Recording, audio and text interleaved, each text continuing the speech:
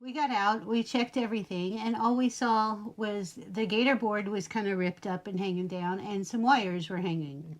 Yep. So I got up underneath there and duct taped the wires so they wouldn't be hanging down. And we And didn't see any other damage. yeah, it looked fine as far as we could tell. So we went on our way to our work camping job, and that was about what, an hour, hour and a half, Hmm. and we didn't notice any problems all the way there. No.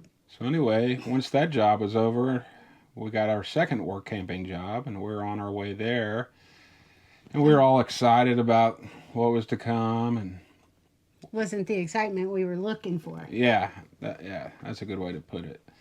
And we're about 30 minutes outside of where we worked in Bandera, Texas, and started squealing like crazy.